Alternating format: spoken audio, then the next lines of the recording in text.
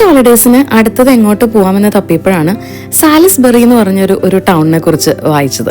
അപ്പം എന്താ പറയുക, ഒരു മെഡീവൽ ടൗൺ ആണ്. അപ്പോൾ തന്നെ അറിയാമല്ലോ, നമുക്ക് നല്ല പഴക്കമുള്ള ടൗൺ. ആ ടൗണിൻ്റെ നടുക്കിൽ തന്നെ ഒരു വലിയ കത്തീഡ്രൽ, നല്ല ബ്യൂട്ടിഫുൾ ആയിട്ടുള്ള കത്തീഡ്രൽ ഉണ്ട്. അതുകൊണ്ട് തന്നെ ഇതിന് കത്തീഡ്രൽ സിറ്റി എന്നാണ് പറയുന്നത്. അപ്പോൾ അങ്ങനെ ഒരു സ്ഥലം ഉണ്ടെന്ന് മനസ്സിലായി. അപ്പോൾ അന്ന് അങ്ങോട്ട് പോകാമെന്നും പറഞ്ഞ് ഞങ്ങൾ ഇറങ്ങി തിരിച്ചു. അങ്ങനെ ഞങ്ങൾ പോയിക്കൊണ്ടിരിക്കുമ്പോഴാണ് ഞാൻ വെറുതെ സെർച്ച് ചെയ്തപ്പോൾ സ്റ്റോൺ ഹെഞ്ച്, നമുക്കൊക്കെ അറിയാം വിൻഡോസിന്റെ വാൾപേപ്പർ എന്നുള്ള നിലയ്ക്ക് സ്റ്റോൺ ഹെഞ്ച് ഭയങ്കര ഫേമസ് ആണ്. അത് ഇവിടെ തൊട്ടടുത്താണെന്ന് മനസ്സിലായി. അപ്പോൾ ഞങ്ങൾ വിചാരിച്ചു ആ വഴി കൂടെ ഒന്ന് ഡ്രൈവ് ചെയ്യാം. ഉള്ളിൽ കയറി കാണുന്നില്ല. അങ്ങനെ ഞങ്ങൾ കാറിലിരുന്ന് സ്റ്റോൺ ഹെഞ്ച് കണ്ടതാണ് ഇപ്പം നിങ്ങൾ കണ്ടുകൊണ്ടിരിക്കുന്നത്.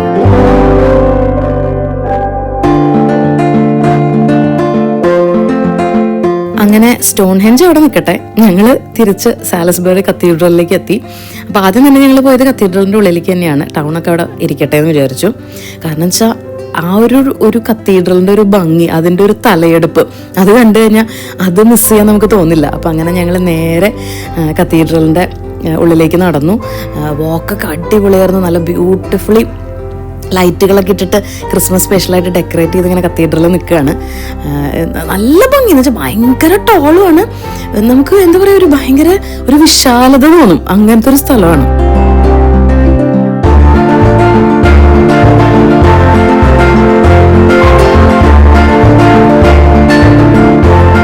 കത്തീഡ്രൽ സിറ്റിയാണ്, കത്തീഡ്രൽ നല്ല ഭംഗിയാണ് എന്നൊക്കെ വെച്ച് പോയെങ്കിലും ഞാൻ കാര്യമായൊന്നും ഈ സ്ഥലത്തെക്കുറിച്ച് വായിച്ചിട്ടുണ്ടായിരുന്നില്ല. പക്ഷേ the moment I stepped in, എന്നിട്ട് അവിടെ ഇങ്ങനെ നടന്നു തുടങ്ങിയപ്പോൾ നമുക്ക് ശരിക്കും ഉണ്ടല്ലോ ഒരു ഹിസ്റ്ററി കൂടെ വാക്ക് ചെയ്യണ ഫീലാണ് നമുക്ക് കിട്ടിയത്. അതും കൂടാണ്ട് ഞാൻ വായിച്ചു തുടങ്ങിയപ്പോൾ എനിക്ക് ഒന്നും കൂടെ അത്ഭുതമായി തുടങ്ങി. കാരണം എന്താ വെച്ചാൽ 1200 മറ്റോ ആണ് പണി കഴിപ്പിച്ചിട്ടുള്ള ഒരു പള്ളിയാണിത്.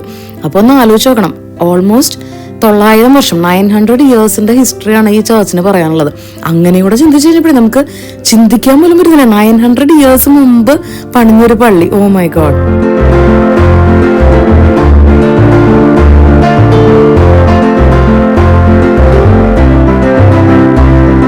ഉള്ളിലേക്ക് കയറി അങ്ങ് നടന്നു തുടങ്ങുന്നുണ്ടല്ലോ, ഭയങ്കര വലുപ്പം. അതായത് റൂഫൊക്കെ നിൽക്കുന്നത് അങ്ങ് ആകാശത്തിലാണ്, അതുപോലെ നമുക്ക് തോന്നാം. അതുപോലെ ഇങ്ങനെ എല്ലാ സൈഡിലോട്ടും ഇങ്ങനെ വിശാലമായി കിടക്കുന്ന വിങ്ങുകള്.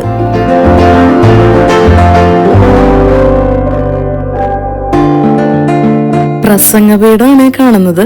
എനിക്ക് തോന്നുന്നു അത് ഇപ്പോഴും ഇനി യൂസ് ആണ്. ഞാൻ അതിനകത്ത് മൈക്കും ഒക്കെ സെറ്റ് ചെയ്ത് വെച്ചിട്ടുണ്ട്. അപ്പൊ എനിക്കിതിങ്ങനെ കാണുമ്പോൾ പുത്തമ്പടി പള്ളിയിൽ ഒരു കുഞ്ഞു പ്രസംഗപീഠമുണ്ട്, അതിന്റെ ഒരു മെമ്മറിയാണ് എനിക്ക് വരിക.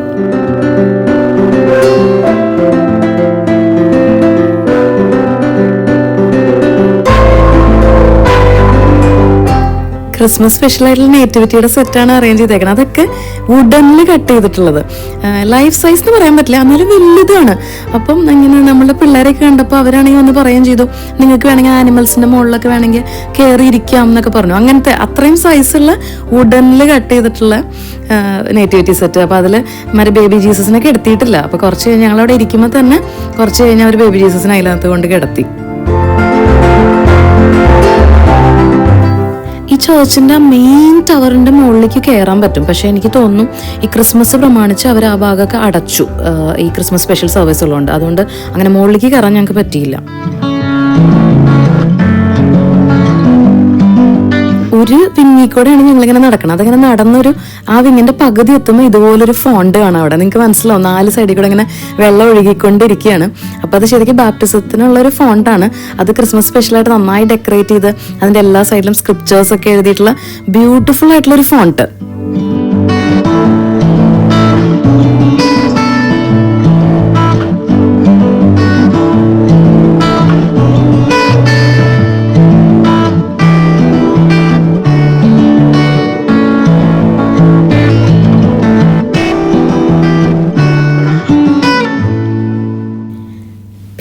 നടന്ന് ആ വിങ്ങിന്റെ ഒരു ലാസ്റ്റിലോട്ട് എത്തുമ്പോഴത്തേക്കും ഒരു ബ്യൂട്ടിഫുൾ ക്രിസ്മസ് ട്രീ. ബ്യൂട്ടിഫുൾ എന്ന് പറഞ്ഞാൽ വലുതാണ്.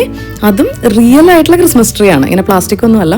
അത് നല്ല രസമായി ഡെക്കറേറ്റ് ചെയ്തിട്ട്. അപ്പം ക്രിസ്മസ് സ്പെഷ്യൽ സർവീസസ് ഒക്കെ നടക്കുന്നതുകൊണ്ട് തന്നെ എല്ലാ ഭാഗത്തും ഫ്ലവേഴ്സ് ഒക്കെ വെച്ച് ഡെക്കറേറ്റ് ചെയ്ത് നല്ല ഫുൾ ക്രിസ്മസ് മോഡിലാണ് ചർച്ച് നിൽക്കുന്നത്.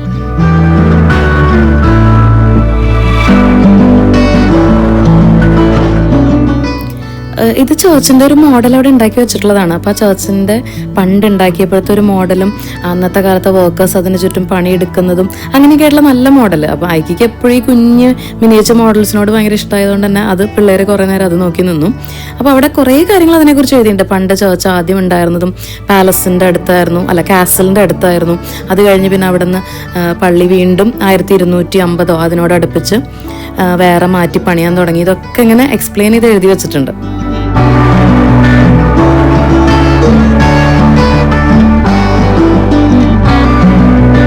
ഈ കാണുന്നത് ഒരു മെക്കാനിക്കൽ ക്ലോക്കാണ്. എനിക്കൊന്ന് വേൾഡിൽ തന്നെ ഏറ്റവും പഴക്കം ചെന്ന മെക്കാനിക്കൽ ക്ലോക്കോ അങ്ങനെ എന്തോ ആണ്. അപ്പോൾ അതായത് പണ്ട് ക്ലോക്കുകളും സമയം അലാമും ഒക്കെ വരുന്നതിന് മുമ്പേ ഈ പ്രീസ്റ്റുകൾക്ക് സമയം അറിയാനും അവർക്ക് നേരത്തെ എണീറ്റ് പ്രാർത്ഥനകൾ തുടങ്ങാനൊക്കെ വേണ്ടിയിട്ട് ഉണ്ടാക്കി വെച്ചിട്ടുള്ള ഒരു ക്ലോക്കായിരുന്നു. അപ്പോൾ അതിൽ എല്ലാ മണിക്കൂർ കൂടുമ്പോഴും ഓരോ മണിയടിക്കും, അങ്ങനെയുള്ള കാര്യങ്ങളൊക്കെ ഞാൻ എഴുതി വെച്ചിട്ടുണ്ട്.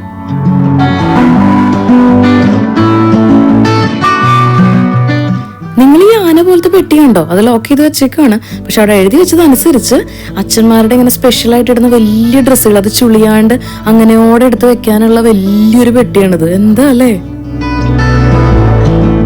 അപ്പം ഞങ്ങൾ ചെന്ന സമയത്ത് അവിടെ ഒരു കോറൽ ഈവൻ സോങ് എന്ന് പറഞ്ഞൊരു സർവീസ് നടക്കാൻ തുടങ്ങുമായിരുന്നു. അപ്പോൾ അവർ പറഞ്ഞു വേണമെങ്കിൽ അതിന് സ്റ്റേ ബാക്ക് ചെയ്തോന്ന് പറഞ്ഞു. അപ്പോൾ നമ്മൾ വിചാരിച്ചു ഓക്കെ അതും കൂടെ കേൾക്കാമെന്ന് പറഞ്ഞിരുന്നു. അപ്പോൾ ഈ ഒരു ഭാഗത്താണ് ശരിക്ക് കൊയർ ഇരുന്നിട്ട് പാടുക. പക്ഷെ നമ്മുടെ കയ്യിൽ ഈ സാമി ഉള്ളതുകൊണ്ട് അവനിടയിൽ ഒച്ച വെച്ച് കരയുന്നുള്ളതുകൊണ്ട് ഞങ്ങൾക്ക് ഇവിടെ ഇരിക്കാൻ പറ്റിയില്ല. അവർ പറഞ്ഞു വേണമെങ്കിൽ ഇരുന്നു, പക്ഷെ നമുക്ക് ധൈര്യമില്ല ഇവൻ ഒച്ച ഉണ്ടാക്കുന്നു. അപ്പോൾ അതുകൊണ്ട് ഞങ്ങൾ പറഞ്ഞു ഞങ്ങൾ അപ്പുറത്തിരുന്ന് കണ്ടോളാം എന്ന് പറഞ്ഞിട്ട് ഞങ്ങൾ അപ്പുറത്ത് വെങ്ങിപ്പോയിരുന്ന് കണ്ടു. പക്ഷെ നമുക്ക് അവിടെ ഇരിക്കാനുള്ള ഒരു ഓപ്ഷൻ ഉണ്ടായിരുന്നു.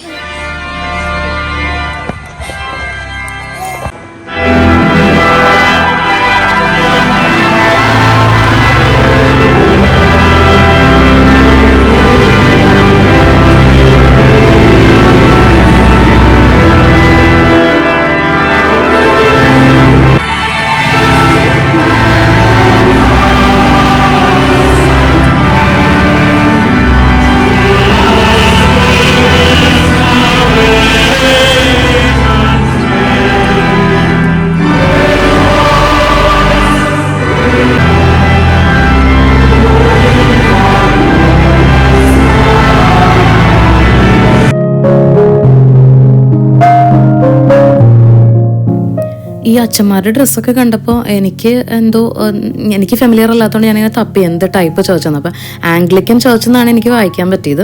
അപ്പോൾ ഞങ്ങൾ ഇങ്ങനെ ഇവിടെ സീറ്റിലൊക്കെ ഇരുന്ന് സർവീസൊക്കെ കണ്ടു. അങ്ങനെ സർവീസൊക്കെ കഴിഞ്ഞപ്പോൾ അവർ പറഞ്ഞ പോലെ ആനിമൽസിൻ്റെ പുറത്തൊക്കെ കയറണം എന്ന് പറഞ്ഞ് പോയി. ഞങ്ങൾ അവിടെയൊക്കെ കയറി. അവിടെയൊക്കെ കിടന്ന് സാമി ഇങ്ങനെ വിരകി വിരകി വിരകി അവിടെ മുഴുവൻ നടക്കുമായിരുന്നു.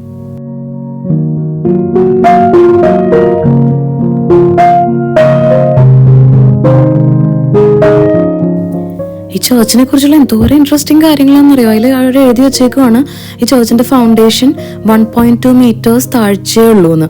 അതായത് ഇതിൽ ഗൈഡഡ് ടൂറൊക്കെ ഉണ്ട്. അപ്പോൾ ഗൈഡഡ് ടൂറിൽ പോയി കഴിഞ്ഞാൽ ഏതോ ഭാഗത്ത് അവർ കുഴിച്ചിട്ടിട്ടുണ്ടെന്ന്. അപ്പോൾ 1.2 meters അടിയിൽ ജസ്റ്റ് ഗ്രേവലും വാട്ടറും ഒക്കെ ആണെന്ന്. അതൊക്കെ നമുക്ക് കാണാൻ പറ്റും ഇത്രേ.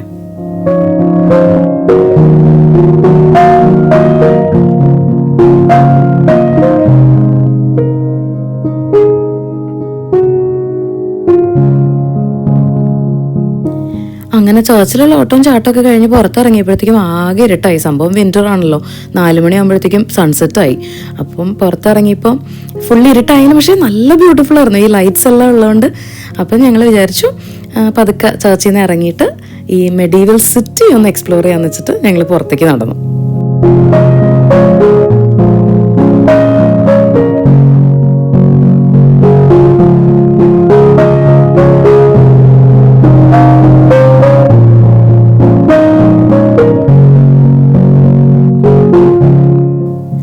സിറ്റി കൂടെയുള്ള വാക്ക് നല്ല അടിപൊളിയായിരുന്നു. കാരണം വെച്ചാൽ സിറ്റി മൊത്തം ഇങ്ങനെ ലിറ്റപ്പ് ചെയ്ത് നിൽക്കുവാണ്.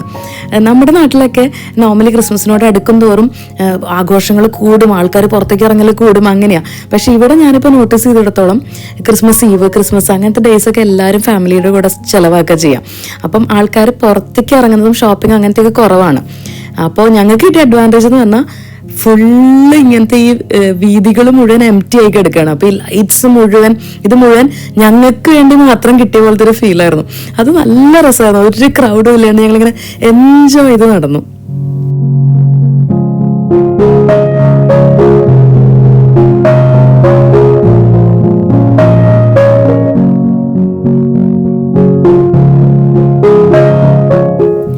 ഞാൻ നേരത്തെ പറഞ്ഞ പോലെ തന്നെ ഷോപ്പുകളെല്ലാം ക്ലോസ്ഡാ, എല്ലാ കടകളും അടച്ചിരിക്കുന്നു. ലൈവ്ലി ആയിട്ട് ഒന്നും തന്നെ ഇല്ല.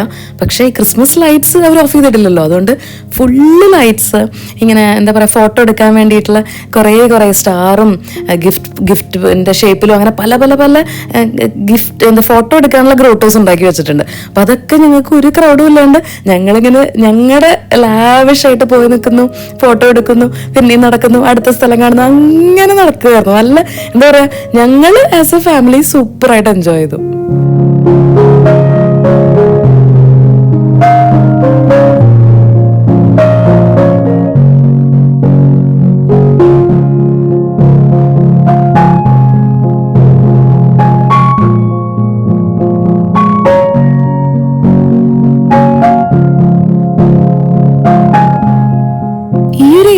ഇവിടുത്തെ ക്രിസ്മസ് മാർക്കറ്റ് നടക്കുന്ന സ്ഥലം. ഇതൊരു സ്ക്വയറാണ്.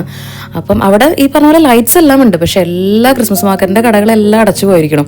അപ്പം ഇത് എനിക്ക് ശരിക്കും പറയുകയാണെങ്കിൽ ഈ ക്രിസ്മസിന് ഞാൻ പഠിച്ചൊരു പാഠമാണ്. എൻ്റെ ഒരു കാഴ്ചപ്പാടിൽ ക്രിസ്മസ് മാർക്കറ്റ്സ് എന്ന് പറഞ്ഞാൽ ക്രിസ്മസിന് സജീവമായിട്ട് ഉണ്ടാവുന്നതാണ്. പക്ഷെ എനിക്ക് ഇപ്പോഴാണ് മനസ്സിലായത്, ഇങ്ങനത്തെ ഒരു കൺട്രിയിൽ ക്രിസ്മസ് മാർക്കറ്റുകൾ എപ്പോഴും ഒരു നവംബർ അവസാനത്തോടെ തുടങ്ങി ഒരുപാട് ക്രിസ്മസ് മാർക്കറ്റുകൾ ഒരു ഡിസംബർ 18, 19, 20 ക്രിസ്മസ് മാർക്കറ്റുകൾ തീരും. അപ്പോൾ നമ്മുടെ നാട്ടിലൊരു കോൺസെപ്റ്റ് വെച്ച് അങ്ങനെയല്ലല്ലോ. അപ്പോൾ അത് എനിക്ക് മനസ്സിലായിരുന്നില്ല. അപ്പോൾ അതുകൊണ്ട് ഞങ്ങളിപ്പോൾ ഈ ക്രിസ്മസ് ഈവിൽ വന്നതുകൊണ്ട് തന്നെ ക്രിസ്മസ് മാർക്കറ്റ് എന്നുള്ള ആ ഒരു ഭംഗി ഇവിടെ ആസ്വദിക്കാൻ പറ്റിയില്ല. പക്ഷെ ലൈറ്റ് മാത്രം സൂപ്പറായിട്ട് എൻജോയ് ചെയ്തു.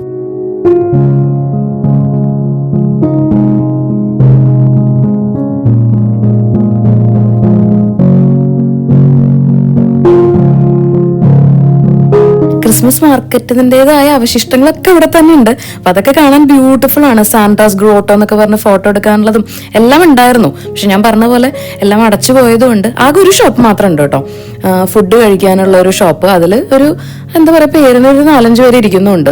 അപ്പോൾ ഇങ്ങനെ എനിക്ക് തോന്നുന്നു ഇങ്ങനെ ഫാമിലി ആയിട്ട് സ്പെൻഡ് ചെയ്യാൻ ഇല്ലാത്തവരോ എന്തുകൊണ്ടോ അങ്ങനെ ഒരു 4-5 പേര് അവിടെ ഇരുന്ന് ഫുഡ് കഴിക്കുന്നുണ്ടെന്ന് ഒഴിച്ചാൽ വേറെ എല്ലാ കടകളും അടച്ചു. പക്ഷെ എനിക്ക് തോന്നുന്നു ഒരു 2 ആഴ്ച മുമ്പ് വന്നിരുന്നെങ്കിൽ നല്ല അടിപൊളി ഒരു മാർക്കറ്റ് കാണാമായിരുന്നു. പക്ഷെ ഇപ്പം ഞങ്ങളത് മിസ് ചെയ്തു.